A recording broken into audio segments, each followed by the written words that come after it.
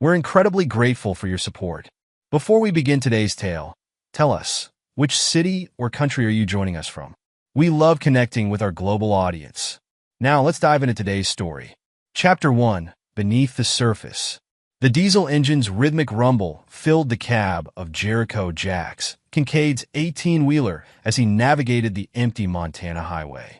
His calloused hands gripped the steering wheel with practiced ease, each mile adding to the thousands he'd logged since trading in his tactical gear for a trucker's license 5 years ago. A notification chimed from his phone, mounted on the dashboard. His daughter Daisy's face lit up the screen. She'd sent a video of herself performing in her school play. The corners of his mouth lifted slightly as he watched the 8-year-old deliver her lines with confidence. She was the light of his life, the reason he'd walked away from his former identity as the Ghost, one of the most lethal operatives in Black Ops history. "That's my girl," he muttered, his voice rough from hours of silence. The solitude of long-haul drives suited him, gave him time to maintain the careful walls between his past and present. No one in Oakhaven knew about the missions, the kills, the perfectly executed operations that had earned him his code name. Here, he was just another trucker trying to provide for his family. His phone buzzed again, Eleanor this time. His wife's text was typical of her. "The Hendersons' charity gala is this weekend. Don't forget to pick up your tux from the cleaners." Jax's jaw tightened. These social obligations were Eleanor's world, not his. She thrived on the attention, the endless rotation of parties and fundraisers that came with being Oakhaven's golden daughter. The contrast between them couldn't be starker. She lived for the spotlight while he preferred the shadows. "Roger that," he texted back, his military habits bleeding through even in casual communication. The radio crackled with updates about road conditions ahead. Jax adjusted his route mentally, calculating arrival times and fuel stops. This precision, this constant awareness, it wasn't just professional dedication. It was ingrained from years of operations where the smallest detail could mean life or death. His truck CB radio came to life. "Breaker 19, this is Big Mike. Got a situation up ahead at mile marker 147, Jax. Roadworks got traffic backed up about a mile. Copy that, Big Mike." "Much obliged." Jax's response was automatic, but his mind was already processing alternate routes. He'd mapped every back road in Montana during his first year of driving, another habit from his former life. As he downshifted to take the upcoming exit, memories of his training surfaced unbidden. The weight of a rifle in his hands, the tension before a breach, the perfect stillness required for a long-range shot. He pushed them away, focusing on the road ahead. His satellite phone chirped, the secure line he'd kept despite his retirement. Only 3 people had this number, all from his past life. He let it ring twice before answering. "Secure," he stated flatly. "Ghost." The voice belonged to Marcus Chun, his former handler. "Just checking in. There's chatter about some new players in your area. Russian outfit, moving in from the coast." Jax's expression didn't change, but his grip on the wheel tightened. "Appreciate the heads up. Still retired. Copy that. Stay frosty." The line went dead. The warning stirred something in Jax's gut, an instinct he'd learned to trust. He'd noticed small changes in Oakhaven lately. New faces at Eleanor's parties, whispered conversations that stopped when he approached. His wife had been different too, more distracted, checking her phone constantly. At first, he dismissed it as paranoia, the hypervigilance that never quite left you after years in the field. But now, his truck's computer beeped, indicating it was time for a mandatory rest break. Jax pulled into a truck stop, going through the motions of logging his hours and securing his cargo. As he walked into the diner, he noticed a black SUV with tinted windows parked in the far corner of the lot. The same model he'd seen outside his house last week. The waitress approached his booth with coffee. "The usual, hon?" "Thanks, Marie." He positioned himself to keep both exits in view, another habit he couldn't shake. While waiting for his food, Jax pulled up the feed from his home security cameras on his tablet. Eleanor was in the kitchen, talking animatedly on her phone. He activated the directional microphone he'd installed months ago. "Just a precaution," he'd told himself then. "Can't keep stalling," Eleanor was saying, her voice tight with frustration. "We need to move soon. The window won't stay open forever." The voice on the other end was too muffled to make out, But Eleanor's response was clear. He suspects nothing. Just stick to the plan? Jax's face remained impassive as he closed the feed, but inside, something shifted. The instincts he'd suppressed for 5 years roared back to life. His wife was plotting something, and whatever it was, she wasn't working alone. The rest of his route passed in a blur of calculated moves and countermoves. He made his scheduled deliveries while his mind worked through scenarios and contingencies. By the time he pulled into his driveway that evening, he had formulated the beginnings of a plan. Eleanor greeted him with her usual kiss on the cheek. "How was the road?" "Same as always," he replied, noting the slight tremor in her hands as she poured him a drink. "Quiet. Daddy." Daisy came running down the stairs, launching herself into his arms. He caught her easily, breathing in the scent of her strawberry shampoo. This was what he'd left his old life for. This was what he would protect at any cost. "Tell me about your play, princess," he said, settling onto the couch with her while Eleanor disappeared into her home office, phone already in hand. As Daisy chatted excitedly about her role, Jax's trained ear picked up fragments of Eleanor's conversation through the wall. "Needs to look natural. Insurance policy is in place. 2 million split 3 ways." His daughter's voice brought him back. "Are you listening, Daddy?" "Always, sweetheart." He smiled, but his mind was already shifting gears, preparing for what needed to be done. Someone was threatening his family, his peace. They would learn why he'd earned the name Ghost, and why even hardened operators still spoke of him in whispers. Later that night, after Daisy was asleep, Jax sat in his home office, surrounded by monitors showing various security feeds. Eleanor had gone to bed early, claiming a headache. He pulled up her phone records. A number in particular caught his attention, called multiple times over the past month. A quick trace showed it registered to a shell company. Amateur, he thought. They had no idea who they were dealing with. His satellite phone vibrated. Another text from Chun. "Package delivered. Storage unit 227. Usual protocol." Jax waited until 2 a.m. before driving to the storage facility on the outskirts of town. Unit 227 contained a black duffel bag with everything he needed to become the Ghost again. Weapons, surveillance equipment, documents. Chun had always known this day might come. As he loaded the bag into his truck, a memory surfaced of his last mission. The target had begged for mercy, offered millions to spare his life. Jax had put a bullet in his head without hesitation. That's who he was, who he'd have to be again. His phone lit up with a text from Eleanor. "Don't forget the gala this weekend. Love you." Jax deleted the message without responding. The woman he'd married, the mother of his child, had made a fatal mistake. She'd forgotten, or never known, what he was capable of. The Ghost was back, and this time, the mission was personal. Chapter 2. The Lover's Game. Cyrus Thorne adjusted his Italian silk tie in the mirror of his penthouse suite, admiring the reflection of success staring back at him. At 45, he'd mastered the art of appearing wealthy without flaunting it. Understated Rolex, bespoke suits that whispered rather than shouted money. It was this refined image that had first caught Eleanor Kincaid's attention at the Oakhaven Country Club 6 months ago. His phone buzzed with a text from Eleanor. "Jay leaving for 3-day route tomorrow. Meet at usual place?" A smile played across his features as he typed back. "Counting the hours, darling." The usual place was a rundown cabin deep in the woods outside town, a property he'd purchased through one of his shell companies. Eleanor had balked at first, preferring the luxury of high-end hotels, but Cyrus had convinced her of the need for discretion.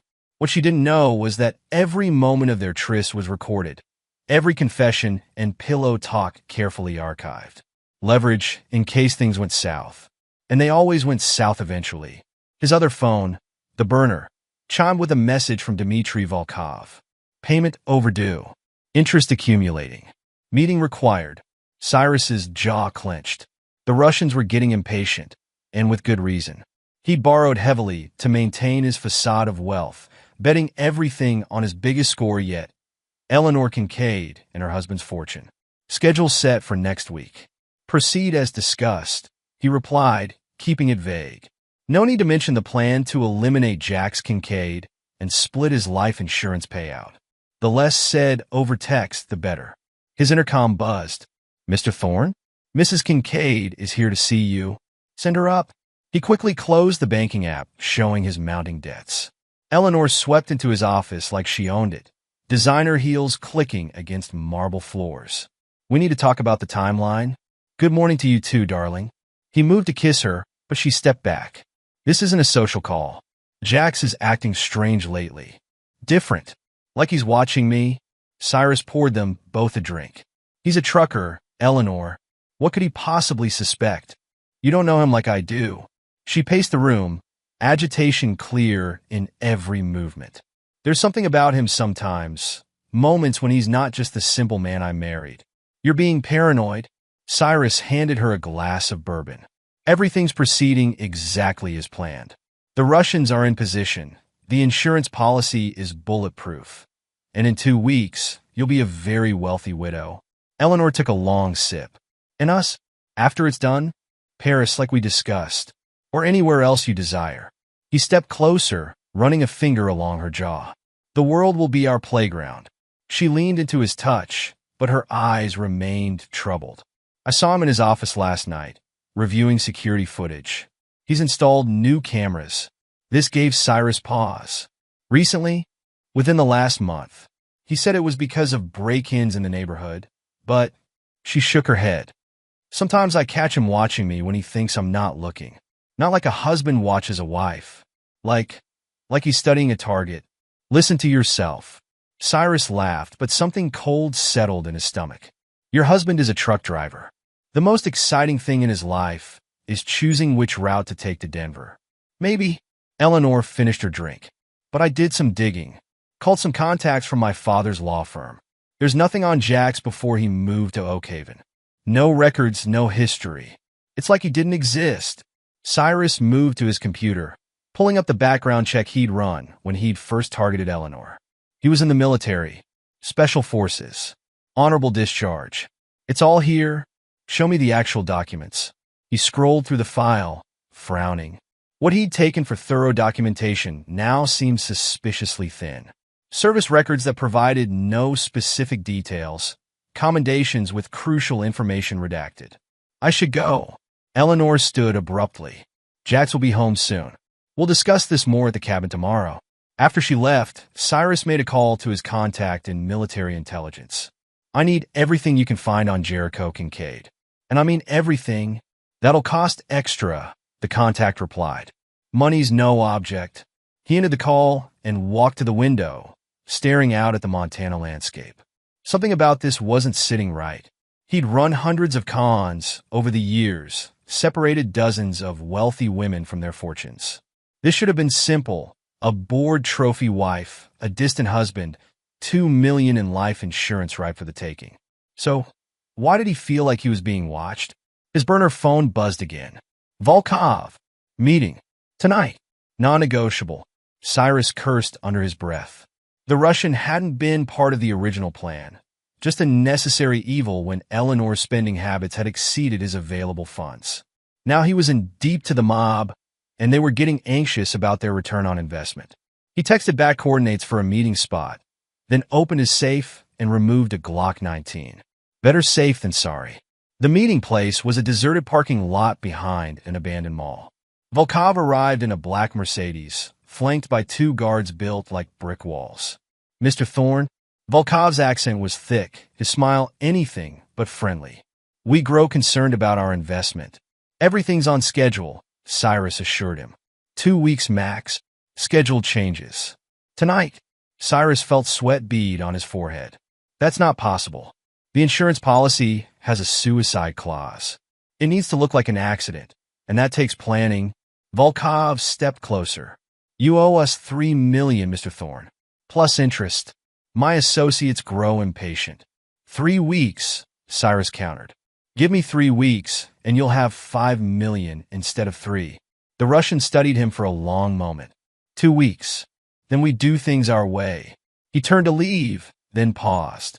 Oh, and Mr. Thorne? We looked into this husband you plan to eliminate. You should do the same. Might find it illuminating. Cyrus drove home in a daze, his mind racing. He'd assumed Jax Kincaid was a simple mark, a nobody he could eliminate without consequence.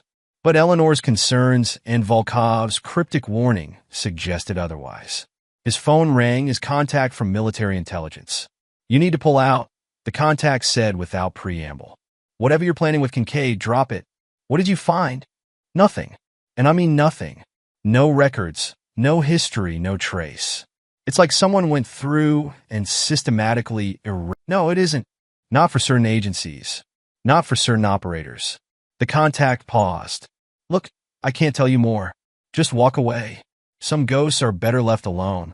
The line went dead, leaving Cyrus staring at his phone in growing horror. What had he gotten himself into? His regular phone chimed with a text from Eleanor.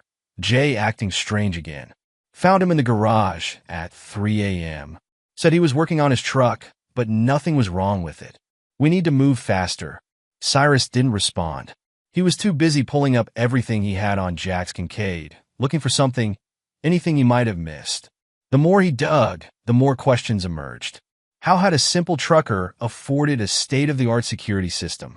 Why did he always seem to know when he was being watched? And most troubling of all, why did none of his military contacts want to talk about him? A new text from Eleanor. "Are you there? We need to talk. It's important." Cyrus ignored it, focused on his computer screen. He'd found something, a heavily redacted mission report from 10 years ago. Most of it was blacked out, but one phrase caught his eye. Operative designated ghost successfully eliminated target. His blood ran cold as pieces started falling into place. The way Jax moved, his attention to detail, the growing sense that they weren't the hunters in this game, but the prey. "Oh shit," he whispered. "What have we done?" Chapter 3. Seeds of Conflict. Jack sat in his darkened home office, multiple monitors casting a blue glow across his face. The security feed showed Eleanor in the kitchen. Phone pressed to her ear as she paced back and forth. He'd upgraded the system's audio capabilities last week. Now every word came through with crystal clarity. "I don't care what you think," Eleanor hissed into the phone. "The accounts are empty, and the bank is asking questions. You promised me this would be simple." Jax's fingers flew across the keyboard, tracing the call. A burner phone, registered to a dead address in Helena. Amateur hour. His own secure phone vibrated. Another update from Chun. "Russian activity increasing in your sector. Volkov's people making moves." The name triggered a memory. Dmitry Volkov, a ghost from his past. 5 years ago, in a warehouse in Kiev, Jax had put 2 rounds in Volkov's chest. The body was never found. Now his organization was here, in his backyard. A new window popped up on his center monitor. Eleanor's text messages, intercepted in real time. "Meeting tonight. Usual place. We need to discuss the Russian problem." The message was to Cyrus Thorne. Jax pulled up Thorne's financials. The man projected wealth, but his accounts told a different story. Massive debts, multiple loans from shell companies that all traced back to the Russian mob. The pieces were falling into place. His wife and her lover were desperate, drowning in debt. And they'd found a solution. His $2 million life insurance policy. Eleanor's voice drifted up from the kitchen. "No, I haven't found the documents yet. I've searched his office twice, but there's nothing. It's like his past doesn't exist on paper." Jax allowed himself a small smile. Of course there were no documents. The ghost didn't leave paper trails. A notification flashed, motion sensor triggered in the driveway. The cameras showed a black SUV pulling up. Cyrus Thorne stepped out, straightening his expensive suit. Eleanor opened the door before he could knock. "Are you insane? Coming here? We need to talk. Now." Cyrus pushed past her into the house. Jax switched to the kitchen camera, increasing the audio gain. "The Russians are getting impatient," Cyrus said, running a hand through his hair. "They want their money. That's your problem, not mine."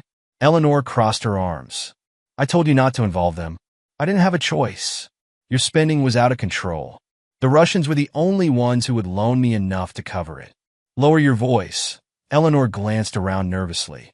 "Daisy's upstairs. Your husband's life insurance would solve everything." Cyrus continued, quieter now. $2 million split 3 ways. Everyone's happy. Except Jax, Eleanor said dryly.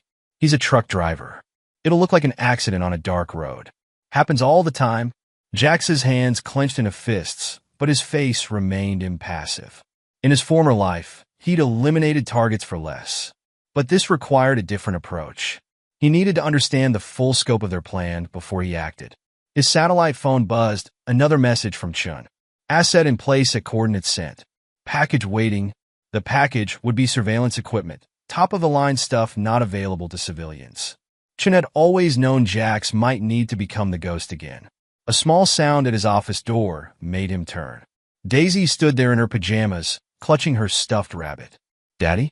I heard voices. Jax quickly switched off the monitors. "Just work stuff, princess. Can't sleep?" She shook her head, dark curls bouncing. "Will you read me a story?" "Of course." He scooped her up, breathing in her innocent scent. This was why he'd left his old life. To give her something pure, untouched by violence. Now his wife and her lover were threatening that. They'd regret it. He carried Daisy back to her room, tucking her in with practiced care. "Which story tonight?" "The one about the princess who saves herself," she said sleepily. As he read, his trained ear picked up the front door closing, Cyrus leaving. Eleanor's heels clicked on the stairs shortly after. "Everything okay?" she asked from the doorway, voice honey-sweet. "Just fine," Jax replied, not looking up from the book. Daisy had trouble sleeping. "You're such a good father." She came closer, placing a hand on his shoulder. He noticed the slight tremor in her fingers, the fear she was trying to hide. "Good. She should be afraid." Later, after both Eleanor and Daisy were asleep, Jax drove to the coordinates Chun had sent. The surveillance equipment was exactly what he needed: directional microphones, thermal cameras, motion sensors. He spent the rest of the night setting up observation posts around the cabin where Eleanor met Cyrus. By dawn, every approach was covered. Every conversation would be recorded. His phone chimed with his next delivery route. 3 days on the road. Perfect cover for what needed to be done. He called Chun one last time. "I need everything you have on Volkov's organization. Current structure, operations, weak points." "Already compiling it," Chun replied. "You sure you want to go down this road?" Jax thought of Eleanor and Cyrus plotting his death, of the Russians they'd involved in their scheme. Most of all, he thought of Daisy, innocent and pure. "They brought this on themselves," he said quietly. "Time to remind them who they're dealing with. Copy that, ghost. Assets standing by." Jax ended the call and headed home. Eleanor would be waking up soon, ready to play her role as the loving wife. He'd play along, for now. But the seeds of conflict had been planted, and soon they would bear bitter fruit. His enemies would learn why even hardened operators spoke of the ghost in whispers. The game was on. Chapter 4. Exposing the Web. The orange glow of dawn crept across Jax's computer screens as he reviewed the surveillance footage from the past week. His truck sat idle in the driveway. He'd called in a maintenance delay to his dispatcher. The time for playing passive observer was over. "You're sure about this?" Chen's voice crackled through his secure line. "Once you start, there's no going back." "They crossed the line first," Jax replied, his voice cold as he typed commands into his terminal. "Send the files." Encrypted documents began flooding his screen. Financial records, phone logs, surveillance photos. Each piece meticulously gathered over months of patient observation. He'd watched Eleanor and Cyrus dig their own graves, and now it was time to push them in. His first target was Cyrus's business empire. A few keystrokes sent anonymous tips to the SEC about irregular trading patterns. Another batch of files went to Cyrus's biggest investors, revealing his connections to the Russian mob. His phone buzzed, Eleanor calling. Jax let it ring twice before answering. "Where are you?" she demanded. "You were supposed to be on the road." "Truck problems," he replied flatly. "Should be fixed by tonight." "Well, hurry up. The Henderson's charity gala is this weekend and—" "I'll be there." He hung up mid-sentence, something he'd never done before. A small crack in his facade, letting her glimpse what was coming. His secure phone lit up with an incoming message from one of his old contacts in the financial sector. Tips received. SEC launching investigation into Thorn Industries within the hour.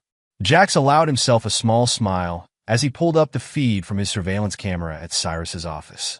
Right on schedule, men in suits were walking through the lobby, badges out. His next move targeted the Russians. An anonymous package to the FBI detailed Volkov's loan shark operation, complete with names, dates, and dollar amounts. All courtesy of Eleanor's sloppy record-keeping. Boss! His warehouse manager's voice came through the intercom. Got some guys here asking about Mrs. Kincaid's signature on those equipment loans? Send them up. Jack switched feeds to the warehouse security cameras. 2 men in cheap suits, bank investigators, right on schedule. He greeted them with practiced confusion, playing the role of the concerned husband perfectly. My wife signed for what loans? They spread documents across his desk, equipment financing agreements, personal guarantees, all bearing Eleanor's forged signature of his name. The investigators exchanged glances as Jax's expression darkened with seemingly genuine shock. I'll need copies of everything, he said quietly, and I want to press charges. After they left, he received another text from his financial contact. Thorn Industries stock down 30% on news of SEC probe. Russian creditors calling in loans. Jax picked up his secure phone. Chun, is the package ready at the cabin? Affirmative. Full surveillance setup, motion sensors, audio recording. Place is wired tight. Good. They'll run there when it starts falling apart. I want everything on tape. He pulled up the feed from his home security system. Eleanor was pacing in the kitchen, phone pressed to her ear. What do you mean frozen, she was saying. That's my personal account. Another screen showed Cyrus in his office, face red as he shouted at someone off camera. I don't care what the SEC says. Nothing leaves this building. Jax's personal phone buzzed with a text from Eleanor. Banking error. Need to discuss urgently. He didn't respond. Instead, he activated the next phase. Emails to Eleanor's social circle revealing her mounting debts and desperate schemes. The carefully crafted image she'd built was about to shatter. His warehouse intercom crackled again. Boss? Got some FBI agents here. Send them up. Jax closed the surveillance feeds and pulled up shipping manifests instead. Time to play the cooperative businessman. The agents were professional, direct. They asked about his relationship with Cyrus Thorn, his knowledge of Russian investors. Jax gave them just enough to seem helpful while pointing them firmly toward his wife and her lover. I have to ask, one agent said as they were leaving. The evidence package we received was incredibly detailed. Almost like someone with military intelligence training put it together. Jax kept his face neutral. I'm just a trucker trying to run an honest business. After they left, he called Chin again. Status on Volkov? Getting desperate. His people are looking for Thorn. It's only a matter of time before they find him. Make sure they do. Jax pulled up satellite imagery of the cabin. But not before I'm done with him. His computer pinged with an alert. Eleanor's car was moving, headed toward the cabin. Right where he wanted her. The pieces were falling into place. His enemies were about to learn why the ghost was feared in shadows few civilians ever glimpsed. His personal phone lit up with another text from Eleanor. Please call me. It's important. Jax deleted it without responding. The time for words was over. A final check of his monitors showed Cyrus barricaded in his office, Eleanor speeding toward the cabin, and FBI agents entering Volkov's legitimate businesses with warrants in hand. The web was tightening. Soon his prey would start to struggle. And then, his secure phone buzzed Chin again. Ghost Satcom picked up Russian radio traffic. Wetwork team incoming, ETA 6 hours. They're hunting Thorn. Let them come. Jack stood, checking his weapons with practiced efficiency. But they'll find I got to him first. The hunt was on, and the ghost was back in his element. His enemies had brought this on themselves, choosing the wrong man to betray. Now, they would learn exactly why that was a fatal mistake. Chapter 5, The Price of Betrayal. The cabin security feed showed Eleanor pacing frantically, phone pressed to her ear. Jax watched from his mobile command center, parked half a mile away in the dense Montana woods. This isn't happening, she was saying, voice cracking. Everything's frozen, accounts, credit cards, even my trust fund. Calm down, Cyrus's voice replied through the speaker. We knew this might happen. That's why we have contingency plans. Contingency plans? Eleanor laughed bitterly. You mean the ones falling apart right now? The SEC is crawling through your office. The Russians want their money, and my husband. She paused. Something's wrong with Jax. He's different. He's a trucker, Cyrus snapped. Focus on what matters. The life insurance policy is worthless if we can't make it look like an accident. Eleanor slammed her hand on the table. And now I can't even access my own money to pay the Russians. Jax's secure phone vibrated. Ghost, Chin's voice was urgent. Russian wetwork team just grabbed one of Thorne's lieutenants. They're moving faster than expected. Location? Industrial district. Old warehouse on 5th. Jax checked his weapons again. Maintain surveillance. Let me know if they move on the cabin. Copy that. But Ghost, they're not being subtle anymore. This could get messy. That's the plan. Jax ended the call and switched back to the cabin feed. Eleanor was still arguing with Cyrus. We need to meet. Now. Are you insane? Cyrus's voice was strained. The FBI is watching my building. Then come to the cabin. We need to figure this out. Silence filled the line before Cyrus responded. Fine. Give me an hour. Jax allowed himself a small smile. The prey was gathering exactly where he wanted them. His personal phone lit up with a text from Eleanor. Where are you? Please come home. We need to talk. He deleted it without responding. The time for talking had passed the moment she'd plotted his death. The cabin's perimeter sensors pinged. Movement on the access road. Jax switched feeds to see Cyrus's Mercedes approaching, driving fast and erratic. Through the high-resolution cameras, he watched their reunion in the cabin's main room. Eleanor rushed to embrace Cyrus, but he pushed her away. This is your fault, he snarled. Your reckless spending, your demands for more money. My fault? Eleanor's voice rose. Who borrowed millions from the Russian mob? Who promised me we'd be rich once Jax was dead? Lower your voice. Cyrus glanced around nervously. We don't know if what? Eleanor laughed hysterically. If my simple trucker husband somehow figured it out? He could barely operate his phone. Cyrus. Jax's hand tightened on his rifle, but his face remained impassive. Let them underestimate him. It would make their fall that much harder. His secure phone buzzed again, Shun. Ghost, Russian team moving out. They found Thorne's location. How long? 20 minutes, maybe less. Jax checked his watch. Time to move. He activated the cabin's interior speakers, a modification he'd made weeks ago. His voice filled the cabin, cold and precise. You should have done better research. Eleanor screamed. Cyrus drew a pistol, spinning wildly. You see, Jax continued through the speakers. A simple trucker wouldn't have access to military-grade surveillance equipment. Wouldn't have contacts in federal law enforcement. Wouldn't know how to dismantle a criminal enterprise piece by piece. Jax.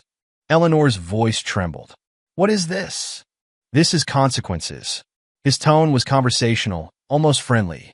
For the plotting, the lies, the hired killers. But mostly for thinking you could betray me and live to enjoy it. Cyrus fired 3 rounds into the speakers, shattering them. Feel better? Jax's voice came from different speakers. You're gonna need that ammunition soon. The Russians are coming, Cyrus. They know where you are. Know how you lost their money. Know about the SEC investigation that's going to freeze what's left. You son of a bitch, Cyrus whispered. No, Jax replied calmly. Just a ghost.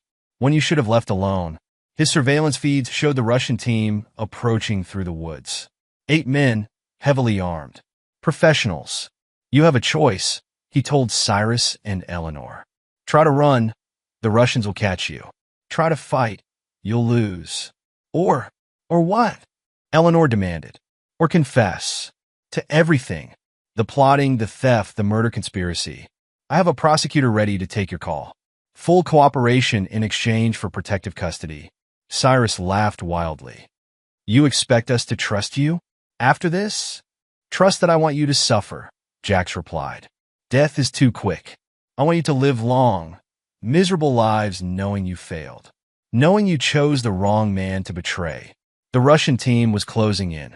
3 minutes at most. Time's up, Jax announced. Choose.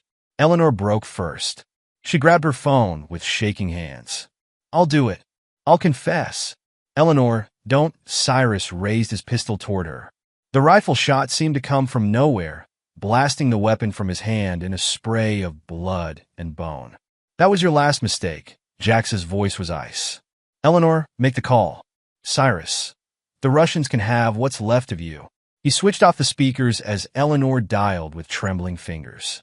Through his scope, he watched Cyrus cradle his ruined hand, face contorted with pain and fury.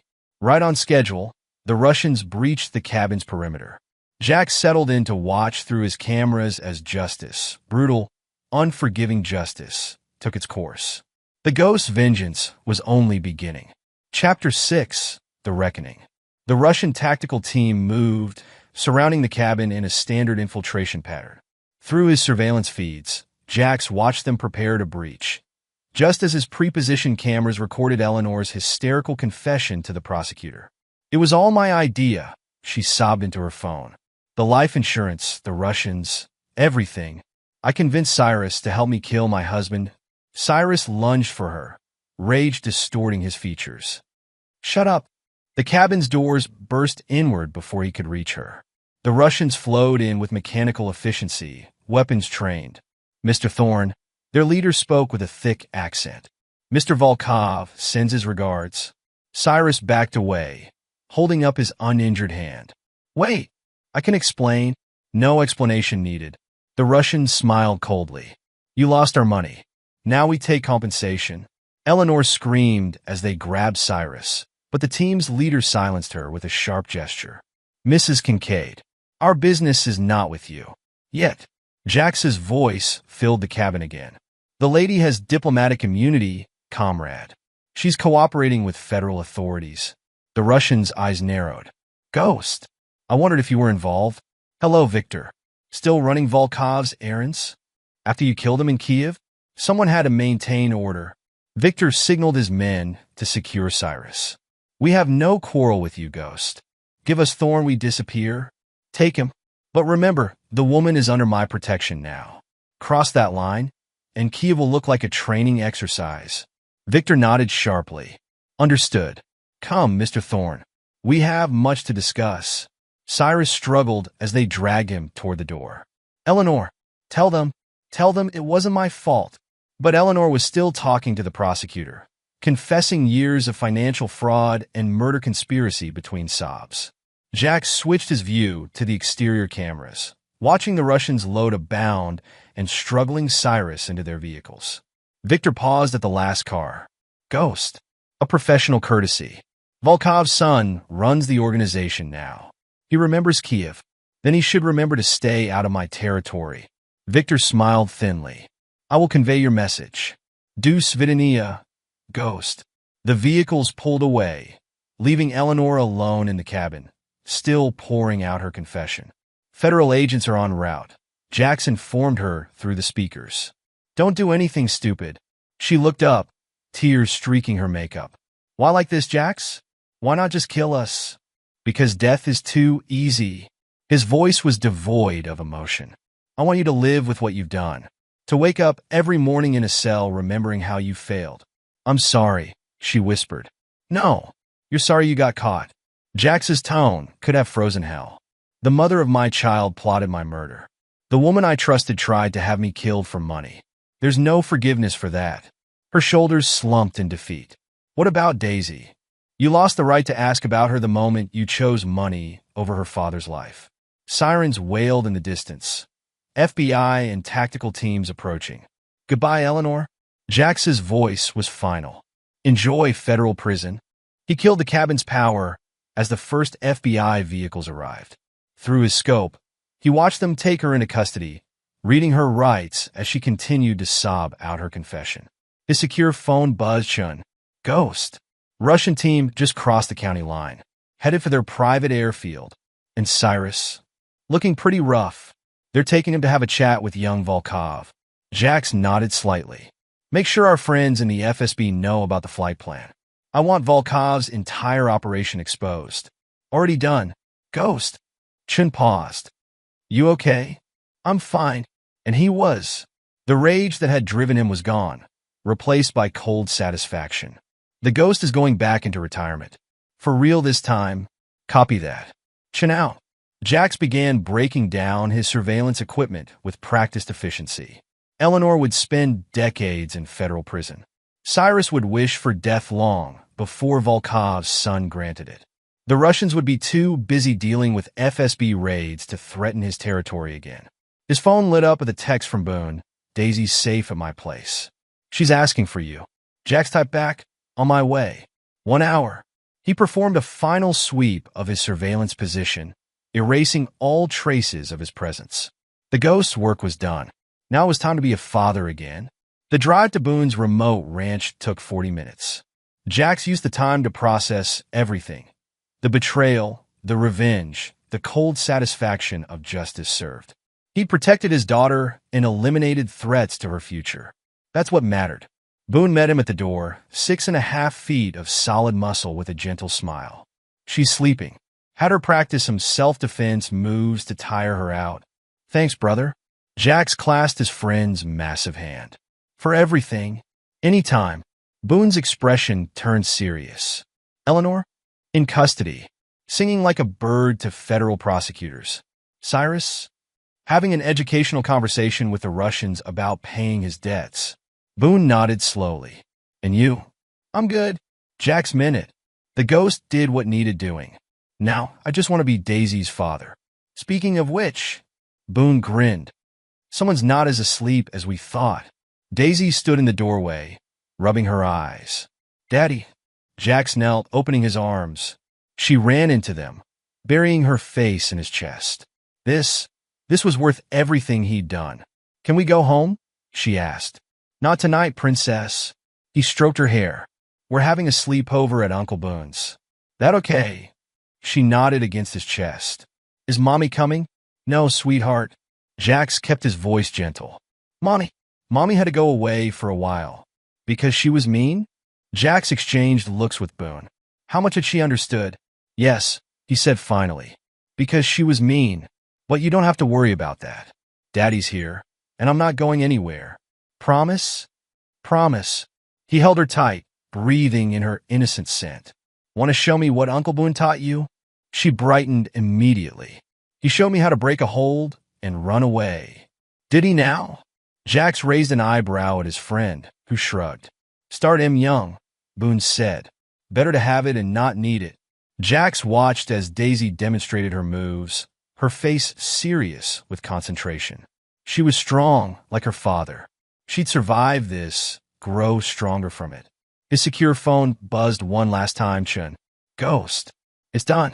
FSB raided Volkov's organization. Eleanor's confession is ironclad. "Cyrus. Well, let's just say he's learning about consequences." "Copy that."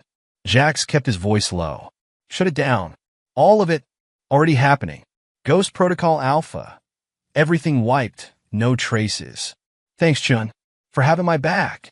Always. Give my best to the little one." Jax deleted the message thread and powered down the secure phone. The ghost could rest now. His enemies were dealt with. His daughter was safe. "Daddy," Daisy called. "Watch this move." "I'm watching, princess."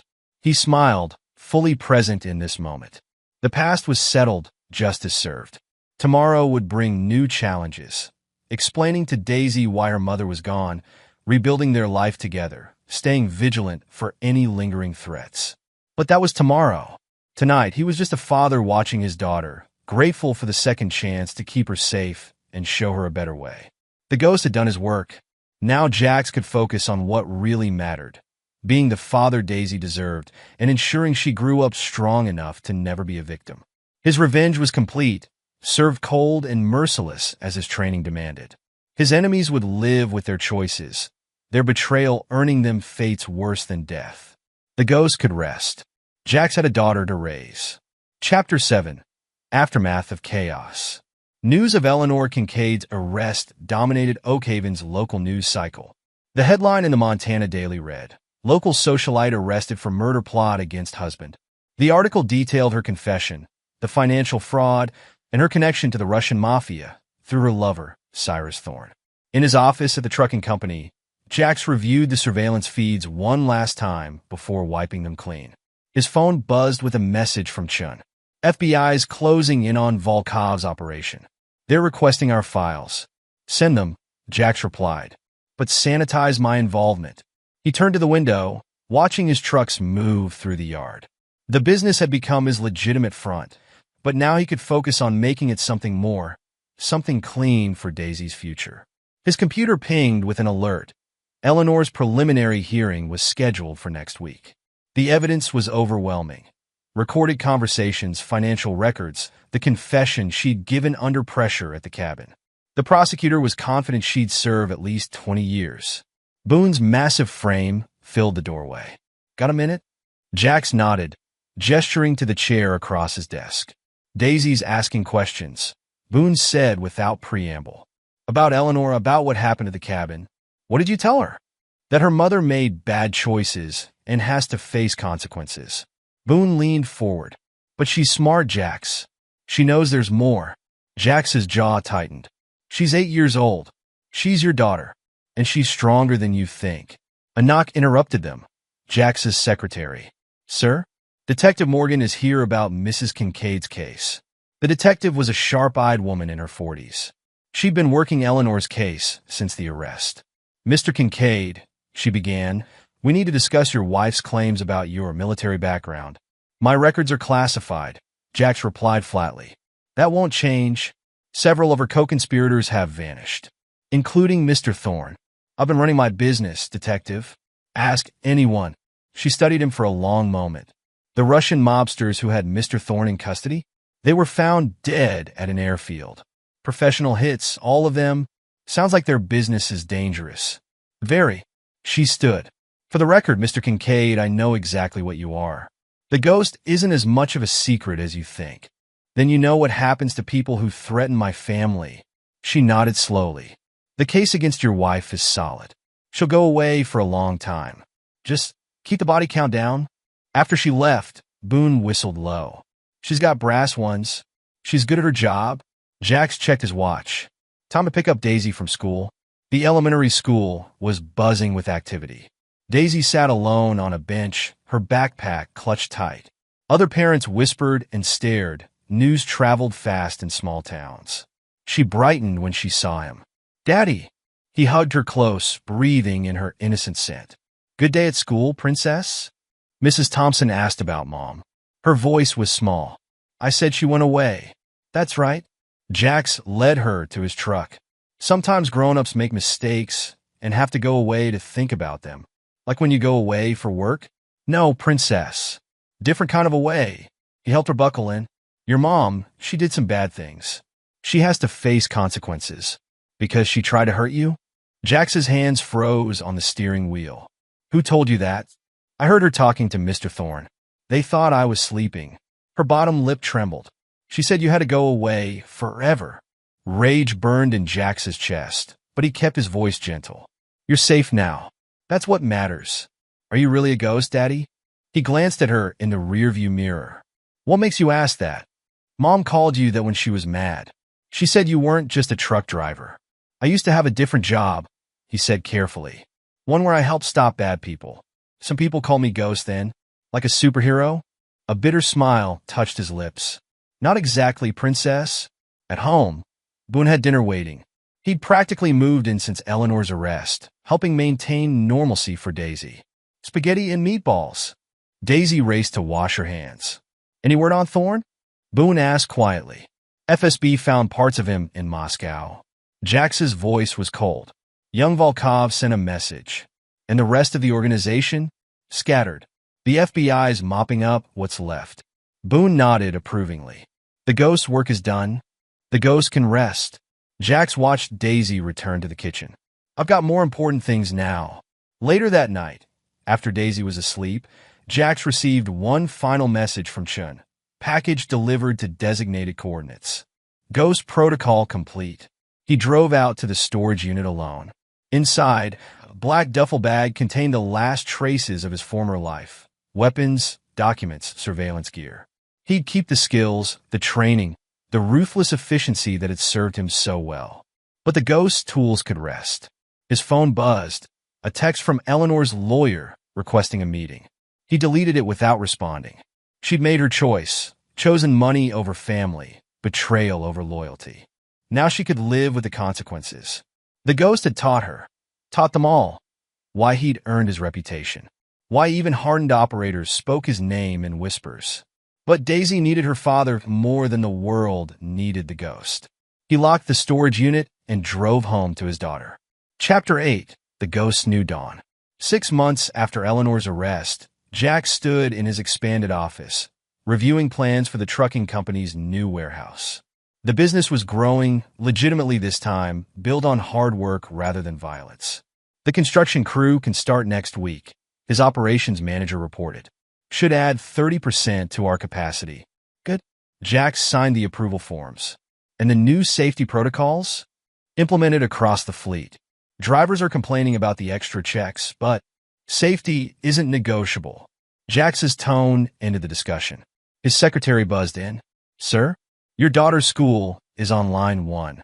Daisy had been struggling since Eleanor's conviction. Despite therapy and Jax's constant presence, the betrayal had left marks. Mr. Kincaid? The principal sounded concerned. There was an incident. Daisy's fine, but we need you to come in. He found Daisy sitting outside the principal's office, knuckles scraped raw. What happened, princess? She looked up, eyes fierce. Tommy said Mom was a criminal who tried to kill you. So I hit him. Pride and concern warred in Jax's chest. We don't solve problems with violence. You did. Her voice was quiet, but firm. With Mr. Thorne, the principal cleared her throat behind them. Jax turned, keeping his face neutral. Mr. Kincaid, while we understand Daisy's situation, we can't condone fighting. It won't happen again. He squeezed Daisy's shoulder. Will it? She shook her head, but her eyes still blazed with that familiar determination. His determination. Later, at the boxing gym Boone had set up in their garage, Jax watched his daughter attack the punching bag with focused fury. Channel it, he instructed. Control the rage. Don't let it control you. Like you did. She threw another combination. When Mom betrayed you? Who told you about that? I heard Uncle Boone talking. She stopped punching, faced him directly. He said you were cold, calculating. That you destroyed them without mercy. Jax considered his words carefully. When someone threatens your family, you handle it. But there are right ways and wrong ways. Is that why you didn't kill them? Mom and Mr. Thorne? Death is quick, he said softly. Some people deserve to live with what they've done. She nodded, understanding beyond her years. Teach me to be strong like you, Daddy. Not weak like her. He showed her how to throw a proper cross, his heart aching and swelling simultaneously. She was so much like him. The determination, the focus, the unwillingness to accept betrayal. That night, Boone brought over steaks and news from his contacts. Eleanor's appealing her sentence, he reported while Daisy was upstairs with her homework. Let her try. Jax sipped his whiskey. The evidence is solid. She's claiming coercion. Says you threatened her. The prosecutor has her recorded confession. And Cyrus's body just turned up in Moscow. Boone raised an eyebrow. Volkov's handiwork? The younger one's proving just as ruthless as his father. Jax's smile was cold. Send me proof of delivery, so to speak. The ghost's reputation stays intact. The ghost is retired. Jax set down his glass. I'm just a trucking company owner now. A father. A father who can still disappear problem people. If necessary. Jax's eyes hardened. No one threatens my family again. Upstairs, Daisy's voice drifted down. She was reading aloud, practicing for school. The simple domesticity of it struck Jax hard. This was what he'd protected, what he'd killed for. She's adapting, Boone observed. Getting stronger. She's a survivor. Pride colored Jax's voice. Like her father. The other kids still giving her trouble? Not after today. Jax grinned slightly. She put Tommy Wilson on his back. Perfect form, too. Boone laughed. That's my girl. The ghost's daughter indeed. She'll be better than the ghost, Jax said softly. Stronger, smarter, but without the darkness. You sure about that? Boone gestured upstairs. She's got your fire, brother. Your ruthlessness when crossed. Then I'll teach her to control it. To use it right. Later, tucking Daisy into bed, Jax saw that familiar steel in her eyes. Daddy? Will Mom ever come back? No, princess. She made her choice. Good. She hugged her stuffed rabbit tight. I like it better with just us. You, me, and Uncle Boone. He kissed her forehead, throat tight. Me too, baby. Me too. Chapter 9. Echoes of the Past. 3 years passed.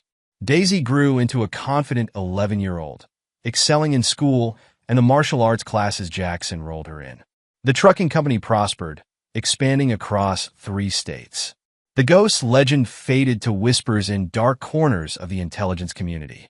Occasionally, Chun would send updates about Eleanor, still in prison, appeals denied, or the Volkov organization, thriving under the sun's brutal leadership, but Jax filed them away unread. Until one morning when his secure phone buzzed.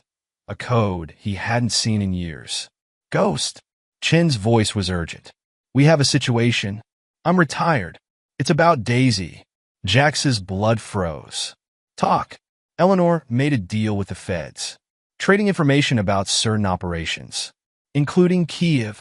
She doesn't know anything about Kiev. She knows enough to point them in the right direction. And her lawyer's pushing for reduced sentence, supervised visits with Daisy. The pen in Jax's hand snapped. "No, there's more."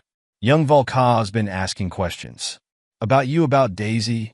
He blames me for his father." "With reason." Chun paused. "Ghost, this isn't over." Jax stood, moving to the window. In the parking lot, Daisy was showing Boone a new kick she learned in class. She moved with her father's grace. Her mother's beauty turned to. "Send me everything," he ordered. "Files, surveillance, all of it. Already done." Ghost protocol reactivated? No. Jax watched his daughter execute a perfect roundhouse kick. This isn't the ghost. This is a father protecting his child. He ended the call as Daisy and Boone came inside. "Did you see?" she asked excitedly. "Sensei says I'm ready for the advanced class." "That's great, princess." He hugged her close, breathing in her familiar scent. "Why don't you go get cleaned up for dinner?" After she ran upstairs, Boone's expression turned serious. "I know that look. What's wrong?" "Eleanor's making moves. And Volkov's son is asking questions." "Christ." Boone ran a hand over his face. "What's the play?" "I handle it." Jax's voice was steel. "Quietly." "Finally." "The ghost." "No." "The ghost killed for country, for duty. This is different. A father's vengeance. A father's protection." Jax checked his watch. "Call Chun. Tell him to activate Contingency Protocol Sierra." "The nuclear option?" "You sure?" "Eleanor threatened my daughter. Volkov threatened my family." His eyes were cold.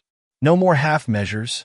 That night, after Daisy was asleep, Jax made 2 calls. The first ensured Eleanor's deal would disappear, along with any chance of reduced sentence or visitation. The second put in motion events that would keep young Volkov too busy with internal problems to pursue old vendettas. The next morning, he took Daisy to school, as usual. "Daddy," she asked as they pulled up, "are you okay? You seem worried." He smiled, genuine warmth replacing the cold calculation of the night before. "I'm fine, princess. Just business stuff." "Ghost stuff?" "No." He touched her cheek gently. "Father stuff. The most important job I have." She hugged him tight. "Love you, Daddy." "Love you too, princess." He watched her run inside, confident and strong. She'd never know about the choices made in darkness, the blood spilled to keep her safe. She'd never see the ghost's ruthless efficiency deployed one final time to protect her future. She'd only know her father's love, as fierce and uncompromising as the man himself. The ghost was truly gone now, laid to rest in the name of something far more important than vengeance or duty. A father's love, a daughter's future, a new dawn, built on the ashes of the past, but reaching towards something brighter. Jax drove to his office, ready to face whatever came. Not as the ghost, not as the ruthless operative who'd earned whispered respect in shadow wars. Just a father, the most dangerous thing he'd ever been. Epilogue, 10 years later. The Montana sun glinted off Kincaid Transport's new corporate headquarters in downtown Oak Haven. The once small trucking company had grown into a transportation empire spanning 12 states, with over 500 trucks and 2,000 employees. In his top-floor office, Jericho Jax, Kincaid reviewed quarterly reports while monitoring a different kind of intelligence on his secure tablet. At 52, his hair had traces of gray, but his body remained combat-ready, his mind razor-sharp. Old habits died hard. Uncle Boone's here, his assistant announced through the intercom. Jax minimized the surveillance feeds as Boone's massive frame filled the doorway. Time had weathered the former operative, but hadn't diminished his presence. She passed, Boone announced without preamble. Jax allowed himself a small smile. Top of her class? Naturally. Youngest graduate in Quantico's history. Boone settled into a reinforced chair. They're already talking about fast-tracking her to special operations. Daisy Kincaid, now 18, had followed neither her mother's path of social climbing nor her father's shadow career. Instead, she'd forged her own way, graduating high school at 16, completing her criminal justice degree in 2 years, and entering the FBI Academy with scores that broke records. She sent an update, Boone continued. Eleanor's latest appeal was denied. She still got 12 years minimum. Jax nodded. His ex-wife had spent the last decade trying to reduce her 25-year sentence, but the evidence remained ironclad. The ghost's work was thorough. And young Volkov? Still running his operation in Moscow, but he's got other concerns now. That information you leaked about his connection to certain political figures. Boone grinned. Let's just say he's too busy staying alive to worry about old vendettas. The intercom buzzed again. Sir, your daughter's on line 1. Jax picked up the phone, putting it on speaker. Congratulations, Agent Kincaid. Thanks, Dad. Daisy's voice was confident, professional. Though it's still just trainee Kincaid for a few more weeks. Not for long, Boone called out. Your scores are already legendary at the Bureau. Uncle Boone, you're supposed to keep that quiet. But they could hear her pride. Dad, are you still coming to graduation? Wouldn't miss it. Jax checked his calendar.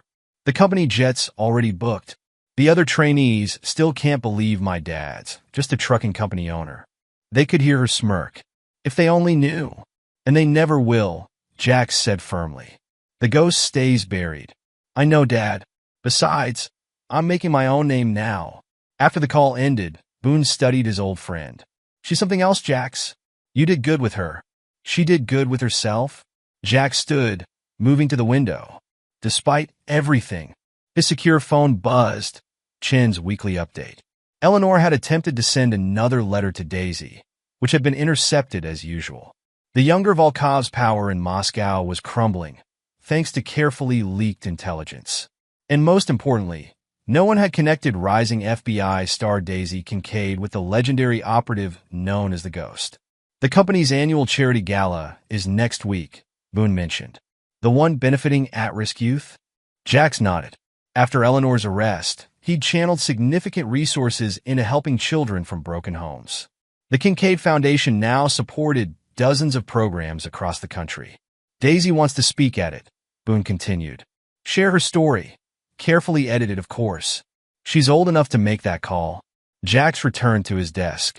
She understands operational security better than most agents twice her age. A notification popped up on his screen, motion sensors triggered at one of his outlying properties. He pulled up the feed to see federal agents executing a search warrant at the old cabin where Eleanor's confession had been recorded. Cold case unit, Boone observed, reading over his shoulder. Still trying to piece together what happened to Cyrus Thorne? They won't find anything. Jax's voice held absolute certainty. The ghost doesn't leave traces. No. But Daisy might find something when she gets assigned to the FBI's organized crime unit. Boone raised an eyebrow. You know that's where she's heading. She'll find exactly what the evidence shows. A corrupt businessman who crossed the Russian mob and paid the price. Jax's tone ended that line of discussion. His computer pinged with another alert. Facial recognition had picked up Eleanor in the prison yard during her daily exercise period. 10 years had not been kind to her. The beautiful socialite was gone, replaced by a bitter woman who'd lost everything to her own greed. Still monitoring her? Boone asked quietly. Always. Jax closed the feed. She threatened my family once. Never again. A knock at the door interrupted them. Jax's head of security. Sir? The advance team has finished sweeping Quantico for the graduation ceremony. All clear. Good. Jax had insisted on his own security assessment. Trust only going so far. Maintain surveillance until we leave. After the man left, Boone chuckled. Some things never change. Can't afford to let them. Jax pulled up another set of files. Intelligence reports from his network of former operators. Threats don't end just because the ghost retired. The ghost retired. The father never will. Boone stood. Speaking of which, Daisy's favorite pizza place in D.C. is still open. Thought we could surprise her after graduation. Jax smiled slightly. Already made reservations. Their conversation was interrupted by another call. Chun, this time with an urgent update. Ghost. The old code name came naturally in crisis. We have movement in Moscow. Young Volkov's people found one of our old dead drops. They're asking questions about Kiev. Handle it. Jax's voice was ice. Permanently. Already in motion. But Ghost, they might trace it back. To Daisy. No, they won't. Jax's tone could have frozen hell. Because there won't be anyone left to trace it. After ending the call, he turned to Boone. Feel like a trip to Moscow? For Daisy? Always. Boone cracked his knuckles. The ghost's last dance? No. A father protecting his daughter. Jax checked his watch. Have the jet ready in an hour. That evening, before departing, Jax called Daisy one last time. Just checking in before a business trip, he said casually. Proud of you, princess? Thanks, Dad. She paused. Be careful in Moscow. His breath caught. What makes you think, Dad? Her voice held amusement. I'm about to be an FBI agent, remember? I can connect dots. Daisy, it's okay. I know why you do what you do. Why you've always done it. Her voice softened. Love you, Dad. Love you too, princess. After hanging up, Jack stared at the phone for a long moment. His daughter had grown into everything he'd hoped. Strong, capable, but with a moral compass he'd never possessed. She understood his darkness, but chose the light. Ready? Boone asked from the doorway. Jax nodded, checking his weapons one last time. The ghost might be retired, but a father's work was never done. Young Volkov would learn why some legends should stay buried, why some vengeances should be left unpursued. Above all, he'd learn why the ghost had earned his reputation, not just as an operator, but as a father who would burn the world to protect his child. The next generation. 2 months after Quantico graduation, Daisy Kincaid sat at her desk in the FBI's Organized Crime Unit, reviewing case files. Her colleagues had initially dismissed her as too young, too inexperienced, until she'd broken open a human trafficking ring in her first month. Now they watched her with a mix of respect and wariness. Something about the young agent's intensity, her ability to think 3 moves ahead, reminded them of stories they'd heard about a legendary operative called the Ghost. Agent Kincaid? Her supervisor approached. Got something interesting. Cold case from Montana, about 10 years back. Russian mob connections. Thought you might have insight, being from the area. Daisy accepted the file, already knowing what she'd find. The Cyrus Thorne disappearance, the collapse of the Volkov organization in Moscow, her mother's conviction, all pieces of a puzzle only she could see completely. I'll look into it, she said professionally. After work, she drove to her apartment in her FBI-issued vehicle. Her father had offered to buy her something flashier, but she'd insisted on making her own way. Her secure phone, a gift from Uncle Chun, buzzed with an encrypted message. Moscow situation resolved. Your father sends his love. She smiled slightly, deleting the message. The ghost might be retired, but Jericho Kincaid would never stop protecting his family. She'd made peace with that years ago. Her regular phone rang. Boone. Hey kiddo, up for some training this weekend? Always. She'd never stopped practicing the combat skills they'd taught her. Dad coming? Should be back from his business trip by then. They both knew what that meant. The recent news about certain Russian criminals meeting unfortunate ends hadn't surprised either of them. How's he really doing, Uncle Boone? Good. Focused on the company, the foundation. Keeping busy. Boone paused. Still monitors the prison feeds, though. Daisy's jaw tightened. Eleanor's latest appeal had included another attempt to contact her, claiming maternal rights. As if plotting to murder her father gave her any right to motherhood. She can't hurt us anymore, Daisy said firmly. Dad made sure of that. That he did. Boone's voice held pride. You're a lot like him, you know. The good parts, and the dangerous ones? Those too. But you use them better than he did. Legally. After hanging up, Daisy reviewed her latest case files. Human traffickers, drug cartels, organized crime. She hunted them all with her father's ruthless efficiency, but through official channels. Her computer pinged with an alert. One of her unofficial searches had found something. A former associate of Cyrus Thorne had surfaced in Canada, making noise about writing a book. She considered calling her father, then decided against it. She could handle this herself, legally but firmly. The ghost's daughter had her own methods now. Opening her FBI laptop, she began composing a report linking the would-be author to several open investigations. By morning, he'd be too busy dealing with federal subpoenas to write anything. Her father had taught her well. There were many ways to fight darkness. She'd chosen to do it in the light. Full circle. In his Montana home office, Jax reviewed the latest intelligence from his network. The Moscow situation was permanently resolved. The last traces of young Volkov's organization scattered to the winds.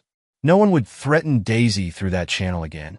His security feeds showed Boone in the gym, preparing for their weekend training session with Daisy. The facility had been upgraded over the years, but still contained that old punching bag where his daughter had first learned to channel her anger into strength. The ghost skills, tempered by a father's love, passed down to a new generation. But Daisy had taken those lessons and forged her own path, using them to protect others through legitimate means. A notification popped up, Eleanor's latest psychiatric evaluation from prison. She'd finally stopped trying to contact Daisy, accepting that some bridges couldn't be rebuilt. Some betrayals couldn't be forgiven. Jax closed the file without reading it. The past was settled. His focus remained where it had always been, protecting his family's future. His phone buzzed with a text from Daisy. Got a big case. Might need some unofficial insight. Dinner soon? He smiled slightly. The ghost might be retired, but a father's work never ended. And he wouldn't have it any other way. Name the time and place, princess, he replied. I'm always here for you. In the end, that was his true legacy. Not the ghost's fearsome reputation, not the business empire he'd built, but the daughter he'd raised, strong, principled, and unafraid of either darkness or light. The ghost could rest. Jericho Kincaid, father and protector, lived on. And there you have it. Another story comes to an end. What did you think? I'd love to hear your thoughts in the comments below. If you enjoy this story, consider joining our community by subscribing.